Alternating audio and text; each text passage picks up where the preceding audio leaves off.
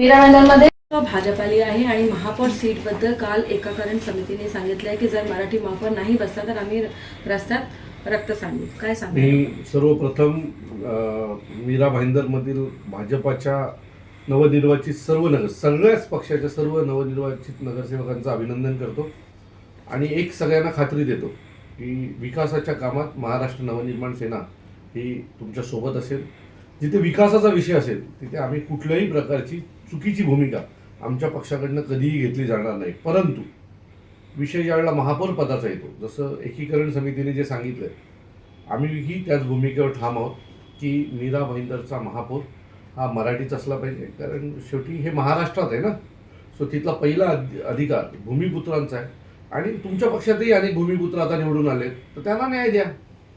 तर आमची परत एकदा मागणी आहे की मीरा भाईंदरमधला महापौर हा मराठीच असला पाहिजे. आणि एकीकरण समितीला माझी विनंती आहे, तुम्ही जे म्हटलात की रक्त जर महापौर मराठी बसला नाही तर रक्त सांडेल.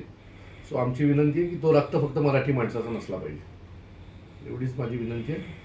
अपेक्षित आहे की मीरा भाईंदरचा पुढचा महापौर एखादी महिला किंवा एखादी पुरुष हा मराठीच असेल.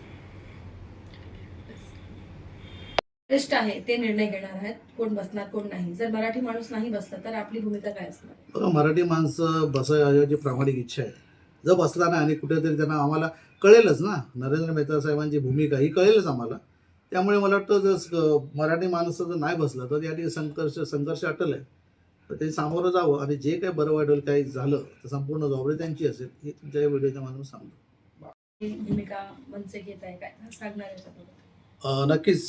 सर्वप्रथम मी सर्व जे निवडून आलेले नगरसेवक यांना मी शुभेच्छा देतो. आणि या ठिकाणी मीरा भाईंदरमध्ये तुम्ही बघत असाल की या ठिकाणी चर्चा चालू आहे की मराठी महापौर. होय, आमची विनंती आहे की मराठी महापौरच बनला पाहिजे. तुम्ही बघत असाल दिवसेंदिवस या ठिकाणी जे उद्योग येत आहेत, आता उद्योगाच्या माध्यमातून आज या ठिकाणी मराठी लोकांचं खच्चीकरण केलं जातं आहे. त्यामुळे असं खच्चीकरण होता कामा नये. आणि महाराष्ट्र आहे, महाराष्ट्रामध्ये आपलं मराठी माणसंच महापौर बनायला पाहिजे. प्रथम नागरिक हा महापौर मराठी माणूस असायला पाहिजे अशी आमची भूमिका आहे. त्याचबरोबर आम्ही इतर पण जे पक्ष आहेत, मग पक्ष कुठलाही असू दे, ह्याच्यामध्ये पक्षाचं आम्ही कुठेच भेदभाव काय करत नाही आहे. पक्ष कुठलाही असू दे, त्यामधले जी मेन जी पदं असतील, जे स्थायी समिती वगैरे असेल, ही मराठी माणसांनी करावे, त्या भूषावे अशी आमची मागणी असेल. त्या प्रकारचं पत्र पण आम्ही दिलेलं आहे. नरेंद्र मेहता यांना पत्र दिलेलं आहे. त्या पत्राचं अंमलबजावणी करतील ही पुरी अपेक्षा आहे.